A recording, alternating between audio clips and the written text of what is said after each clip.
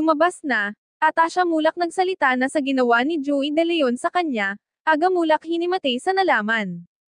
Tila ngayong araw nga lang Wednesday, July 2, 2025 usap-usapan sa mundo ng showbiz ang biglaang pamamaalam ng actress at singer na si Atasha Mulak bilang co-host sa Eat Bulaga kamakailan lamang. Ngunit sa kabila naman nito ay naging controversial naman sa ilan ang di umano'y haka-haka na ang naging dahilan nga daw ng pagbitaw ni Atasha sa Eat Bulaga ay dahil umano kay Joey De Leon, dahil nga sa sensitibo nitong pananalita na siyang malaki ang ikinaapekto sa kanyang pagkababae. Si Atasha Mulak nga ay 23 years old na habang si Joey De Leon naman ay 78 years old na at 55 years nga ang siyang ni Atasha sa co-host na ito na siyang itinuring na din niyang tatay-tatayan sa EB. Ayon pa sa bali-balita, matagal na nga daw na napapansin ng ilan na tila nga daw may tinatagong lihim na pagtingin si Joey kay Atasha noon pa man, at talaga nga daw nakakaiba ito makatingin sa actress na tila may binabalak na hindi maganda.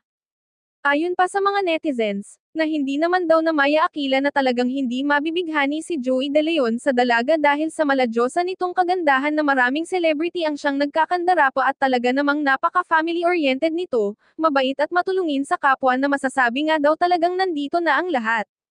Ngunit hindi nga rin nagtagal ay siya namang pinabulaanan ng co-host na si Joey De Leon ang binabatong paratang sa kanya ng mga netizens at pamilya Mulak, nang imbitahan siya sa reality show segment na Fast Talk with Boy Abunda ang bali-balitang ginalaw nito ang ka-co-host nito sa EB kaya ito ay biglaang namaalam.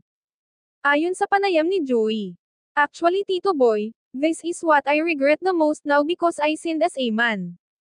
I hope this will be a lesson for me because we are only human and we make mistakes, but in reality yes it's true Tito Boy, I did something bad to Atasha. I know to myself that it was wrong and I made a mistake, I gave in to temptation but in the end I am ready to pay for everything and surrender myself to suffer for all the mistakes I made for Atasha. I am very sorry GMA management especially to EB Babes family, I did that because of stress and not being able to recognize myself."